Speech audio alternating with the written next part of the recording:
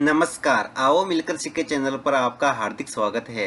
इस वीडियो में मैं लेकर आया हूँ कक्षा 6 रसायन विज्ञान की दैनिक और वार्षिक पाठ योजना, जिसमें प्रकरण लिया है पादप रेशें। इसमें शिक्षण बिंदु है रुई, जूट यानी कि पटसन और मूंज। तो चलिए शुरू करते हैं। प्रेजेंट बाय आओ मिलकर सीखें।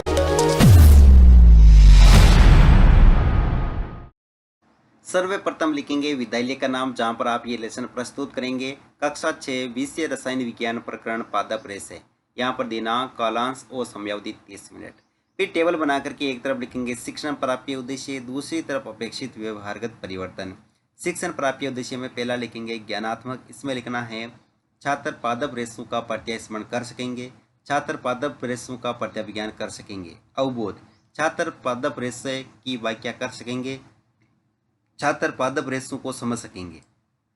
फिर है ज्ञानोपयोग, जिसमें लिखेंगे छात्र पादप रेशे से संबंधित ज्ञान का प्रयोग उच्च अध्ययन में कर सकेंगे, छात्र पादप रेशे से प्राप्त ज्ञान का दैनिक जीवन की नवीन परिस्थितियों में उपयोग कर सकेंगे। कौशल, छात्र पादप रेशे की जानकारी प्राप्त कर सकेंगे, छात्र पादप रेशों को चार्ट द्वारा प्रदर्शन कर सकेंगे। अभिरुचि, छात्र पादप रेशों के विषय में जानने में रुचि ले सकेंगे, छात्र पादप रेशों के विषय में विचार विमर्श करने में रुचि ले सकेंगे। फिर है अभिवर्ती, जिसमें लिखेंगे छात्र पादप रेशों के विषय में सकारात्मक दृष्टिकोण उत्पन्न कर सकेंगे। फिर है शिक्षण सहायक सामग्री, जिसमें लिखना है लपेट फलक, चौक, डस्टर, संकेतक एवं समझ कक्षा उपयोगी शिक्षण सहायक सामग्री। पूर्व ज्ञान, छात्र पादप रेशों के विषय में सामान्य जानकारी रखते हैं। फिर है प्रस्तावना प्रश्न, जिसमें टेबल बना करके लिखेंगे छात्राध्यापक क्रियाएं, दूसरी तरफ छात्र क्रियाएं। अगर आप छात्राध्यापिका हैं तो जहां पर भी छात्राध्यापक लिखा है उसकी जगह आप छात्राध्यापिका लिखेंगे। इसमें फर्स्ट क्वेश्चन, कपास हमें कहाँ से प्राप्त होती है? कपास के पौधे से। पौधों द्वारा प्राप्त रेशे क्या कहलाते हैं? प्राकृतिक रेशे। प्राकृतिक रेशों द्वारा क्या बनाए जाते हैं? वस्त्र। वस्त्र बनाने हेतु पादप रेशों के अतिरिक्त और कौन से रेशे प्रयुक्त किए जाते हैं? कृत्रिम रेशे। कृत्रिम रेशे क्या होते हैं? संभावित उत्तर उद्देश्य कथन में लिखेंगे आज हम पादप रेशों का विस्तार पूर्वक अध्ययन करेंगे। फिर है प्रस्तुतिकरण, जिसमें टेबल बना करके लिखेंगे शिक्षण बिंदु, छात्राध्यापक क्रियाएं, छात्र क्रियाएं, विधि प्रविधि और श्याम प्रसार। यहाँ पर शिक्षण बिंदु में पहला लेंगे रुई, जिसमें विकासात्मक प्रश्न में फर्स्ट क्वेश्चन, मानव द्वारा निर्मित रेशे क्या कहलाते हैं? कृत्रिम रेशे। कृत्रिम रेशे किससे बनाए जाते हैं? रसायनों द्वारा। रुई किस प्रकार प्राप्त की जाती है? संभावित उत्तर यहाँ पर विधि प्रविधि में प्रश्नोत्तर प्रविधि। फिर है छात्राध्यापक कथन, जिसमें लिखेंगे रुई कपास पादप के फल से प्राप्त होती है। इसके फल नींबू के आकार के होते हैं।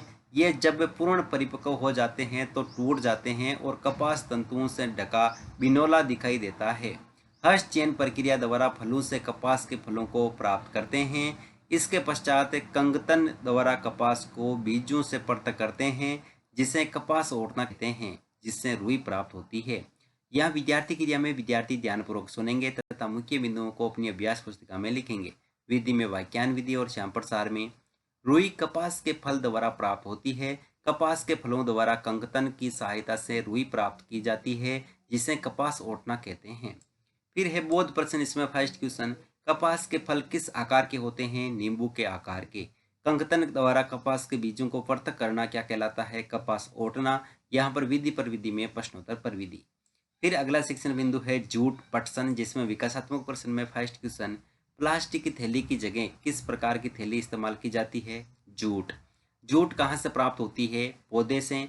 पौधे से जूट किस प्रकार प्राप्त होती है? संभावित उत्तर यहाँ पर विधि प्रविधि में प्रश्नोत्तर प्रविधि।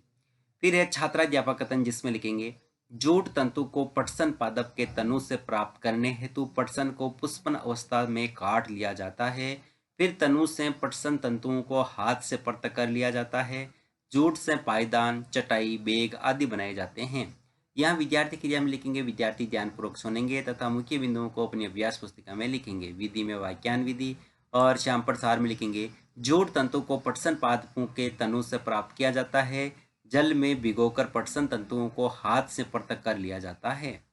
फिर है बोध प्रश्न, इसमें फर्स्ट क्वेश्चन, जूट तंतु का अन्य नाम लिखिए। पटसन। पटसन पादप के किस भाग द्वारा प्राप्त किया जाता है? तनु द्वारा। विधि प्रविधि में प्रश्नोत्तर प्रविधि। अगला शिक्षण बिंदु है मूज, जिसमें विकासात्मक प्रश्न में फर्स्ट क्वेश्चन, पादप रेशों का अन्य नाम लिखिए। प्राकृतिक रेशे। प्राकृतिक रेशे और किस स्रोत द्वारा प्राप्त होते हैं? जंतु द्वारा। मूंज किस प्रकार प्राप्त होता है? संभावित उत्तर विधि प्रविधि में प्रश्नोत्तर प्रविधि। फिर है छात्राध्यापक कथन, जिसमें लिखेंगे मूंज घास के पादप से मूंज रेशा प्राप्त होता है। यह एक बीजपत्री पादप है। मूंज के सरकंडों का उपयोग झोंपड़े, फर्नीचर व इंडो फ्रेंडली खिलौने बनाने के लिए किया जाता है।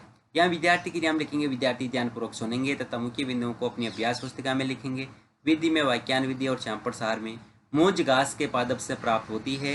यह एक बीजपत्री पादप है। मूंज से रस्सियाँ, चारपाई, कुर्सियाँ व सजावटी सामान बनाने में किया जाता है। फिर है बोध प्रश्न, इसमें फर्स्ट क्वेश्चन, मूंज घास किस प्रकार का पादप है? एक बीजपत्री।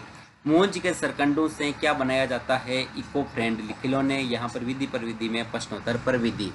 फिर है मूल्यांकन प्रश्न, तो इसमें फर्स्ट क्वेश्चन है, कई कपास के पौधे के किस भाग से प्राप्त होती है? यहाँ पर दोस्तों है रुई कपास के पौधे के किस भाग से प्राप्त होती है? जड़, तना, पत्ती या फल। मूंज घास पादप है एक बीजपत्री या द्विबीजपत्री। कपास के फल नींबू के आकार के समान होते हैं। सत्य या असत्य। पटसन का अन्य नाम क्या है? लिखिए। बिलोना क्या है? और गृह कार्य में लिखेंगे। मूंज रेशे का उपयोग लिखिए और अंत में प्रयोगशक्ति टिप्पणी।